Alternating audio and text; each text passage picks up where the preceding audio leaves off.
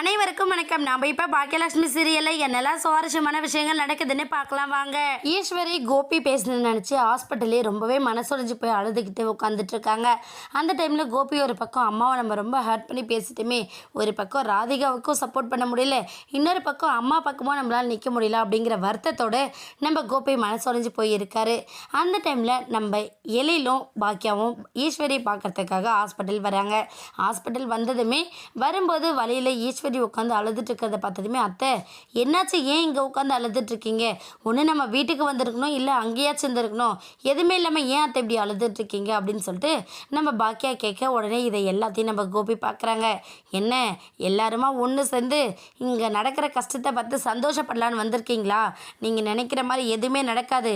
இப்போ இல்லைனாலும் நீங்கள் அசிங்கப்படுற மாதிரி எந்த ஒரு விஷயமும் நடக்காது அப்படிங்கிற மாதிரி நம்ம கோபி ஒரு பக்கம் யோசித்தாலும், இன்னொரு பக்கம் நம்மளை மட்டுமே நம்பி இருக்கிறார் ராதிகாவோடக்கு நம்ம ரொம்ப பெரிய ஏமாற்றத்தை கொடுத்துட்டோமோ அப்படிங்கிற அளவுக்கு நம்ம கோபி வருத்தப்படுறாங்க. பாக்கியா வந்து பேசிட்டு இருக்கிறத பார்த்து என்ன பண்ணுறாங்க, நேராக போய் பாக்கியா கிட்டேயும் ஆர்கியூ பண்ணுறாங்க. ஏய் எதுக்காக நீங்கள் வந்த அப்படிங்கிற மாதிரி அவங்க கிட்ட ஆர்கியூ பண்ண, உடனே நம்ம பாக்கியா வந்து நான் ஒன்றும் உங்களை பார்க்க வரல, என் அத்தையை பார்த்து பேசிட்டு போகலான்னு வந்தேன் அப்படின்னு சொல்லிட்டு நம்ம பாக்கியா சொல்கிறாங்க.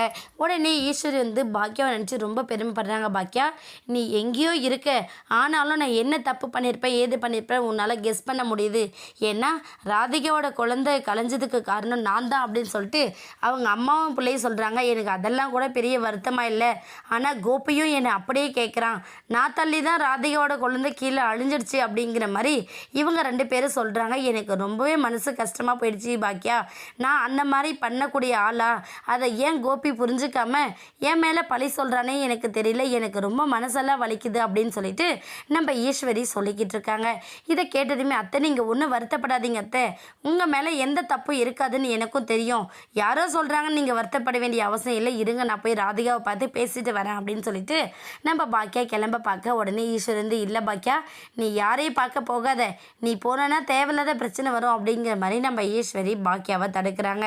இதை எல்லாத்தையும் தாண்டி நம்ம பாக்கியா ராதிகாவை மீட் பண்ணி பேசுறது மட்டும் இல்லாமல் கோபிக்கு சில உண்மைகளையும் புரிய வைக்க போகிறாங்க. வெயிட் பண்ணி பார்க்கலாம். இந்த வீடியோ உங்களுக்கு பிடிச்சிருந்தா மறக்காமல் நம்ம சேனலை சப்ஸ்கிரைப் பண்ணுங்கள். தேங்க்யூ.